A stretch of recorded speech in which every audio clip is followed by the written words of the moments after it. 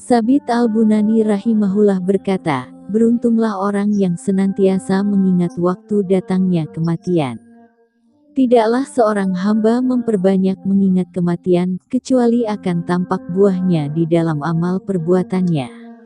Allah Ta'ala berfirman, قل إن الموت الذي تفرون منه فإنه ملاقيكم ثم تردون إلى عالم الغيب والشهادة فينبئكم بما كنتم تعملون.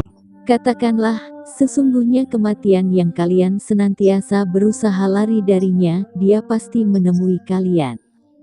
Kemudian kalian akan dikembalikan kepada Zat yang mengetahui perkara gaib dan perkara yang tampak, lalu Allah akan memberitakan kepada kalian apa-apa yang kalian kerjakan. Quran Surat Al-Jumu'ah. كل نفس ذائقة الموت. Setiap jiwa pasti merasakan kematian. Quran Surat Ali Imran 185. Ibnu Mas'ud radhiyallahu anhu berkata, tidak ada waktu bagi seorang mukmin untuk bersantai-santai kecuali ketika dia sudah berjumpa dengan Allah. Suatu ketika ada yang berkata kepada Hasan al-Basri rahimahullah, wahai Abu Said, apa yang harus kami perbuat? Kami berteman dengan orang-orang yang senantiasa menakut-nakuti kami sampai-sampai hati kami hendak melayang.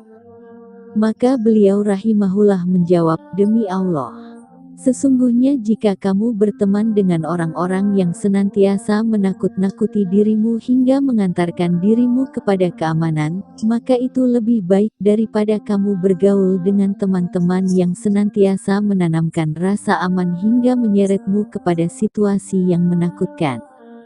Seorang penyair mengatakan, wahai anak Adam, engkau terlahir dari ibumu seraya melempar tangisan. Sedangkan orang-orang di sekelilingmu tertawa gembira. Maka, beramallah untuk menyambut suatu hari tatkala mereka melempar tangisan, yaitu hari kematianmu, ketika itu engkaulah yang tertawa gembira. Sabit Al-Bunani rahimahullah berkata, beruntunglah orang yang senantiasa mengingat waktu datangnya kematian. Tidaklah seorang hamba memperbanyak mengingat kematian kecuali akan tampak buahnya di dalam amal perbuatannya. Syekh Abdul Malik Al-Qasim berkata, betapa seringnya, di sepanjang hari yang kita lalui kita membawa jenazah orang-orang yang kita cintai dan teman-teman menuju tempat tinggal tersebut, alam kubur. Akan tetapi, seolah-olah kematian itu tidak mengetuk kecuali pintu mereka, dan tidak menggoncangkan kecuali tempat tidur mereka.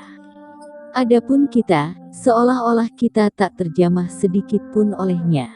Ammar bin Yasir radhiyallahu anhu berkata, cukuplah kematian sebagai pemberi nasihat dan pelajaran. Cukuplah keyakinan sebagai kekayaan. Dan cukuplah ibadah sebagai kegiatan yang menyibukkan. Al-Harits bin Idris rahimahullah berkata, aku pernah berkata kepada Dawud At-Tai rahimahullah, berikanlah nasihat untukku. Maka beliau rahimahullah menjawab, tentara kematian senantiasa menunggu kedatanganmu. Abu Darda radhiyallahu anhu berkata, barang siapa yang banyak mengingat kematian, niscaya akan menjadi sedikit kegembiraannya dan sedikit kedengkiannya.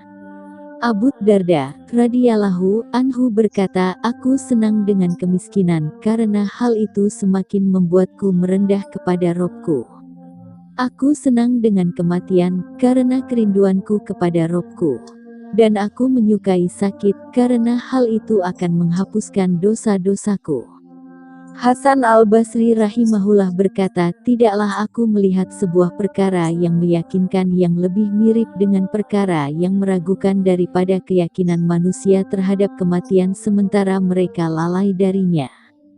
Dan tidaklah aku melihat sebuah kejujuran yang lebih mirip dengan kedustaan daripada ucapan mereka, kami mencari surga padahal mereka tidak mampu menggapainya dan tidak serius dalam mencarinya.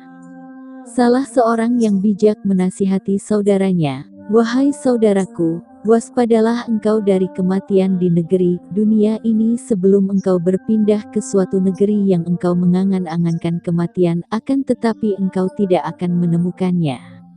Ibnu Abdi Rabihi berkata kepada Makhul, apakah engkau mencintai surga? Makhul menjawab, siapa yang tidak cinta dengan surga? Lalu Ibnu Abdi Rabihi pun berkata, kalau begitu, cintailah kematian, karena engkau tidak akan bisa melihat surga kecuali setelah mengalami kematian.